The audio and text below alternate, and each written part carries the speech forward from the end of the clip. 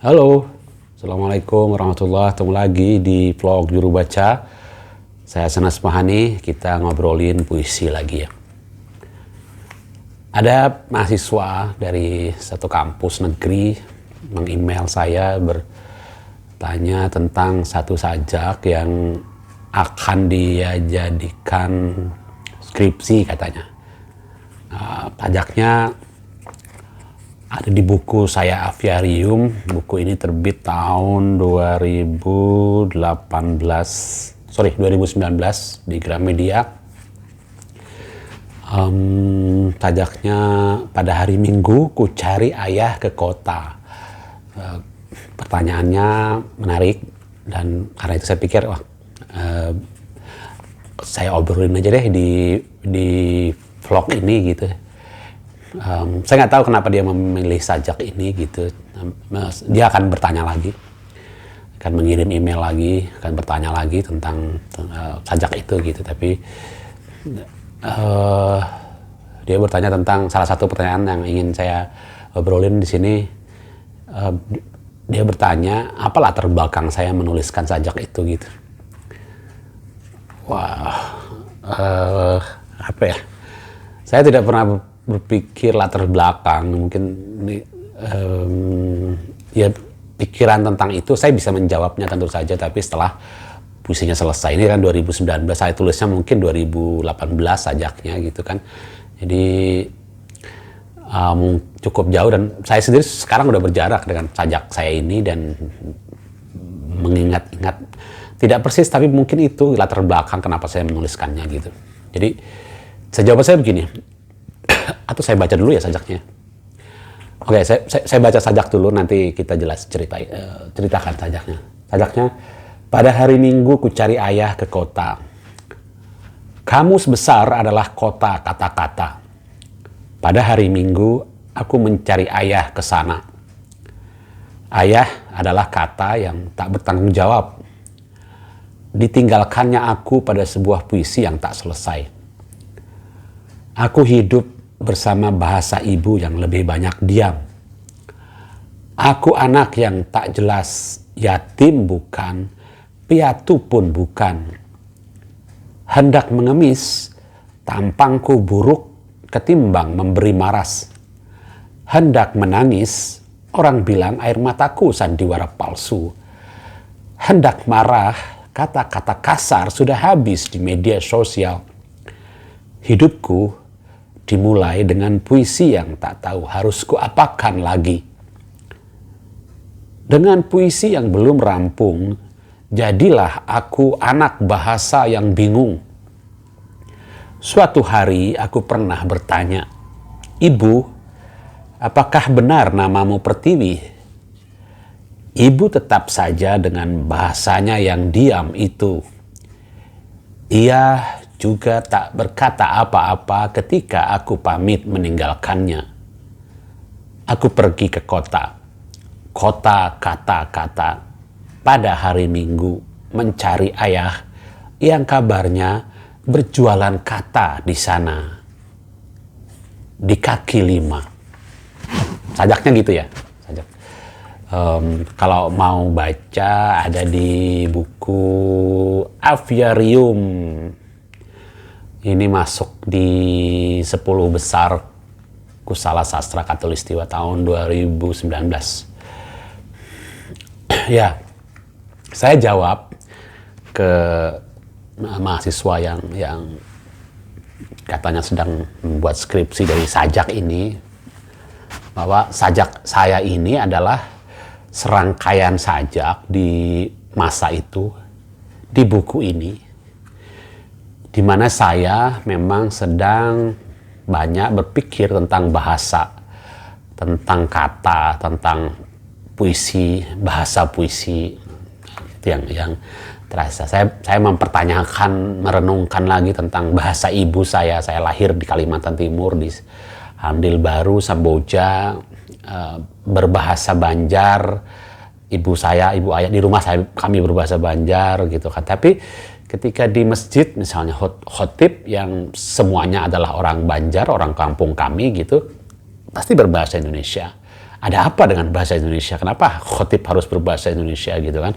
Dulu saya nggak nanya, tapi kemudian ketika pada masa-masa saya menulis sajak ini tuh itu terenungkan gitu. Saya di sekolah juga pelajaran diantar dalam bahasa Indonesia. Padahal guru-gurunya kalau di luar sekolah gitu, yang kalau memang dia orang Banjar, dia berbahasa Banjar.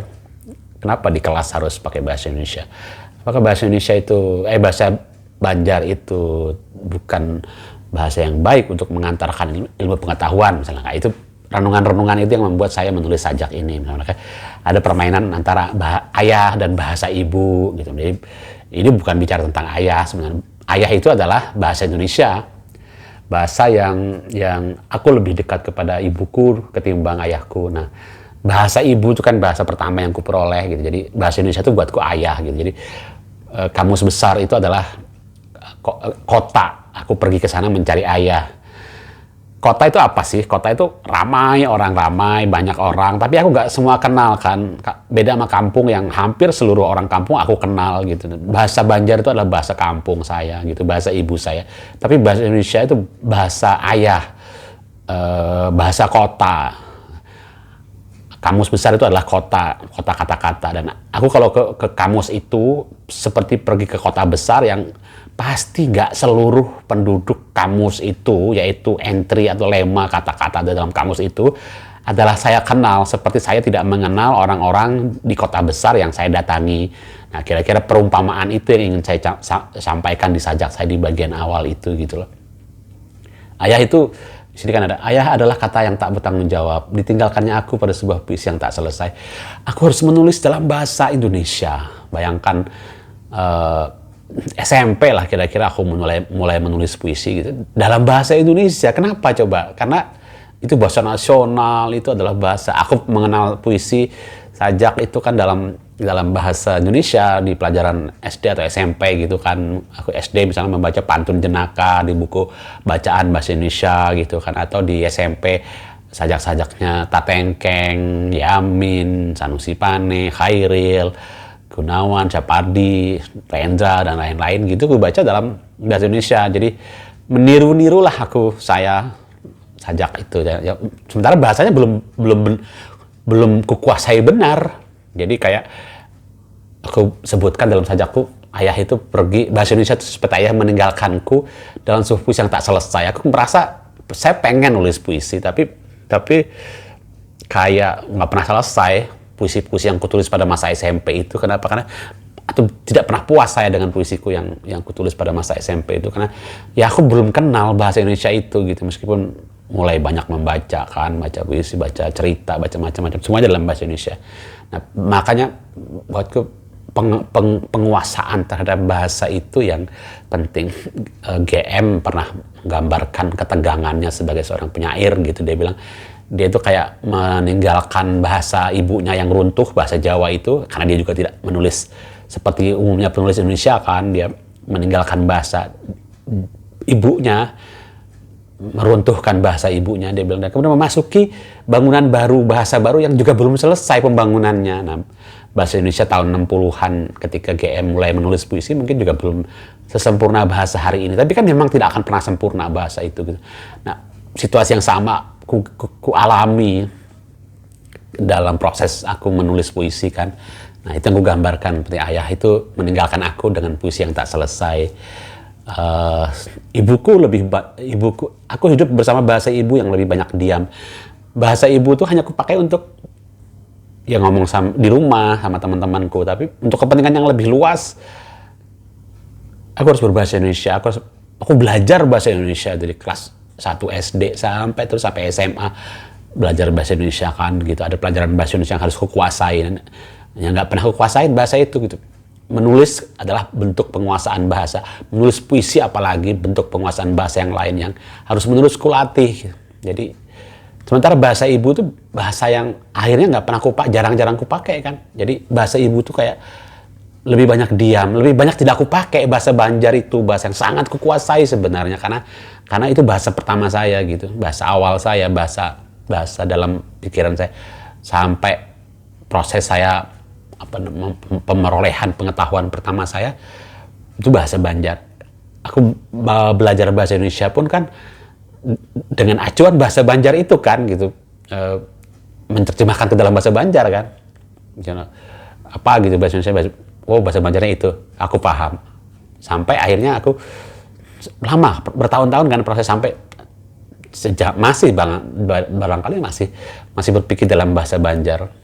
Kadang-kadang kata teman-teman saya kalau ngomong ya masih keluar inguh Banjarnya. Inguh Banjar itu apa ya, bau aroma Banjarnya itu yang nggak bisa aku buang, emang itu bahasa pertamaku gitu kan. Tapi jarang-jarang ya aku ngevlog aja sekarang pakai bahasa Indonesia bukan bahasa Banjar kan gitu. Kira-kira sajaknya begitu loh, keteganganku dalam bahasa Indonesia, menguasai bahasa Indonesia, dan aku gambarkan begitu. Jadi banyak perumpamaan.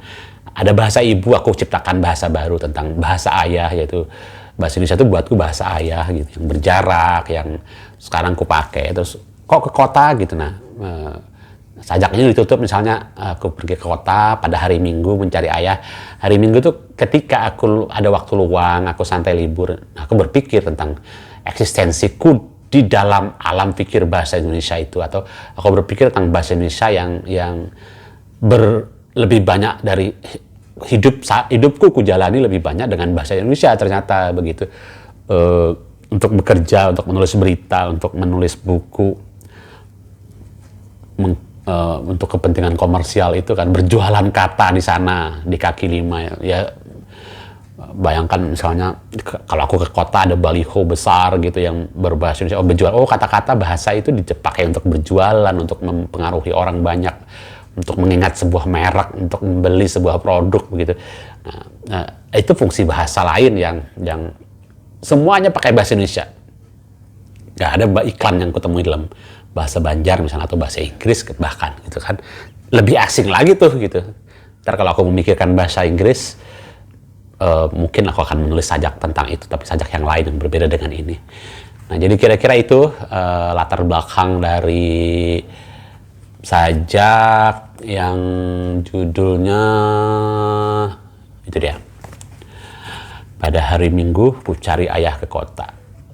Ribet ya, tapi dulu nulis saya sih nggak mikir gitu sebenarnya, nulis aja gitu perasaan. Wah, asik bermain-main, membangun citraan, membangun imaji, membangun cerita gitu, membangun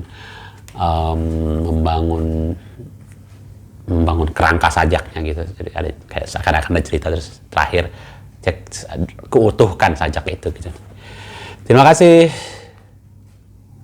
sudah menyimak video kali ini. Ketemu lagi di video berikutnya dengan obrolan lain. Assalamualaikum warahmatullahi wabarakatuh.